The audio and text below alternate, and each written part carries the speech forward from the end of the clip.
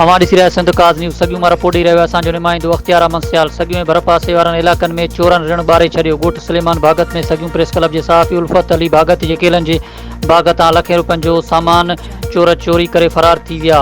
चौकीदार हाकिम अली ख़ास खेली खे नामालूम हथियार बंधन हथियारनि जी ज़ोर ते यरगमाल बणाए 6 सोलर प्लेटूं, 1 ट्यूबवेल जो मोटर, 1 UPS ऐं ॿियो क़ीमती सामान फुर करे आसानी सां फरार थी विया। जॾहिं त पुलिस पारां का बि कार्रवाई न कई वई आहे। उन मौक़े ते सहाफ़ी उल्फत भागत ऐं ॻोठनि मीडिया सां ॻाल्हाईंदे चयो त असां SSP खेरपुर खां मुतालबो था करियूं त फौरी तौर ते फुर थियल सामान वापसि कराए ॾिनो वञे, न त ॿी सूरत में सख़्तु एहतिजाज कयो वेंदो।